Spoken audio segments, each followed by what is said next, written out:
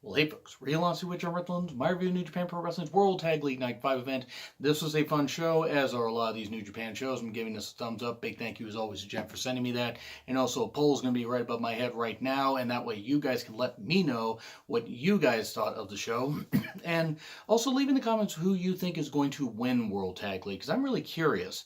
It's going to be very interesting to see what happens, especially as we get closer to the end of December, because the finals are going to be on December 9th, which also featured Goto versus Kota Ibushi, and that's going to be one hell of a match for the Never Openweight title. But anyway, before we get to that, 4 matches tonight. Night 6, that review should be up probably about an hour after the videos go up on New Japan, because it takes me probably about an hour to watch those.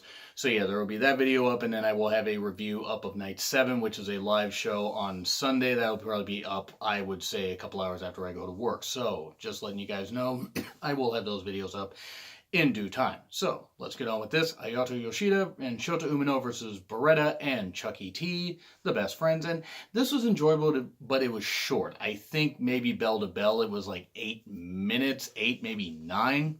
It was vets versus youth, and it's kind of funny to say, vet, like, about Beretta, when Beretta's really, still fairly young himself, but he's been in the business so long. Chucky T, of course, he still moves very well for being in his later 30s. There was this funny moment, though, where after the best friends had cut off Yoshida and Umino, and they were beating up Umino, there was this point where Chucky T gets in the wrong corner, and Beretta yells at him. It's like, "Hey Chucky, wrong corner." He's like, "Oh shit!" And that was just a funny moment. There were some good comedy in this. Ayato gets tagged later and just goes nuts. Hits some really nice kicks and some really good strikes. Takes out both the best friends. Shota keeps shining. I'm really impressed with what he's been doing this year, and I'm so glad that he's getting a chance to shine in World Tag League, even if he's taking a lot of losses.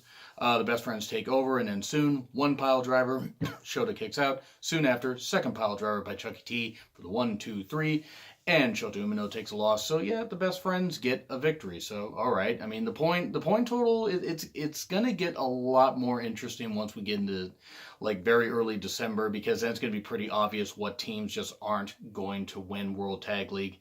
It's probably not going to be Shota and Ayato. I think that's pretty safe to say. In fact, I think there's probably about 7 teams you could rule out right now, but who knows? They could really shock us. So, still, decent match, short, but still good for what it was. And then you have Yuji Nagata and Nakanishi versus Minoru Suzuki and Iizuka, and this was also another one that was what it was. Give me a full-fledged Nagata versus Suzuki feud, because I need to see what these two guys in their 50s can do. I mean, they are just absolutely phenomenal. Proving their age is just a number, like a ton of wrestlers do, both men and women all over the world. Keep your body right, keep your body in good shape. You can wrestle well into your 50s and still move just as well. I don't think there was anybody in this match that was under the age of 50, though. I think Minoru and Nagata are 50, and I think Nakanishi's 51, and I think Iizuka's 52. I could be wrong about that, but I believe that's the case. But yeah, no, still, it was what it was. The Suzuki crew members, of course, Suzuki and Iizuka jumped before the bell.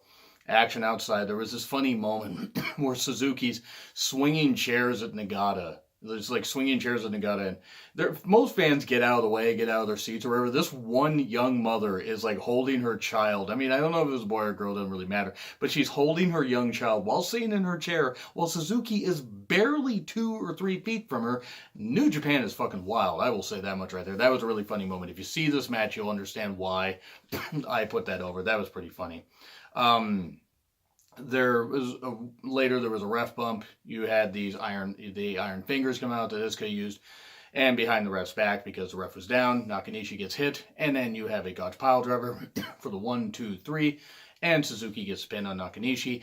It was a decent match. It wasn't anything special, but it was still funny for that one moment, like, of Suzuki just swinging chairs and that mother not getting out of the way and saying, you know what, it's like somebody will protect me while I hold my child right here while this scary, 50-year-old man just swings chairs at another scary 50-year-old Japanese man. Again, New Japan is wild. And then Finlay and Juice versus Jeff Cobb and Michael Elgin. And no, I don't like Michael Elgin. Gonna say that once again. Love Jeff Cobb, though. Jeff Cobb was awesome. Great to me at the Defy Wrestling show. there was this cool moment where Juice gave his sunglasses, his bandana, and this little boa thing that he had to a young fan at ringside. That was pretty damn cool. Really classy right there. As for the match, strength versus speed. This was the second best match on the show easily. The show did get better as it went along.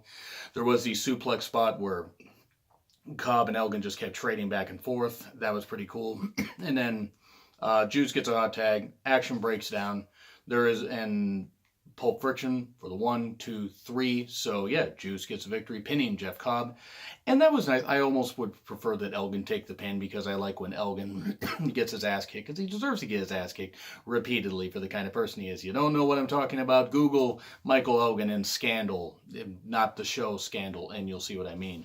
But yeah, no, it was a good match, good exchanges, and some good comedy in there. And really, Jeff Cobb being the big, strong lad that he is, that was good stuff. It was enjoyable. And then we get to the main event, which is Makabe and Hanare versus Evil and Sonata. And this was really good. Fluid tag work from both, especially Evil and Sonata. A very, very good match, an enjoyable one. Hanare did start out, Evil and Sonata took over, and then they take it outside, and of course, it gets into the crowd a little bit, as you would expect. There was still good stuff with this. Hanare really is continuing to improve. He's going to be the one that takes the pins out of the team the most, but he's getting more over with the crowd. He's getting more, he's caring more. He's clearly getting the crowd to care for him more. It's working. I'm really happy for him. Makabe does get the hot tag. Like I said, there was fluid tag work, some really good stuff, some good near falls. But in the end, everything is Evil on Hanare for the 1, 2, 3, and Evil pinning Hanare was the right call. There was still some good stuff with this. It was an enjoyable show. As I said, if you haven't clicked the poll, it is up there. Please give it a click and give it a grade. I'm going to give it a B. I was originally going to give this about a B- until we got to the last two matches. But other than that, it was an enjoyable night of New Japan action. So yeah, that's what I have to say. These reviews of the VOD episodes are going to be short. They will barely be 8 minutes. So yeah, that's all I have to say about that though. Do you agree? Do you disagree with what I said? Like, share, subscribe, Twitter, handle in the description. Leave a comment about who you think is going to win World Tag League. I would love to hear from you guys. Good. Anyway, this has been Real Honesty with John Ritland, and I will see you soon.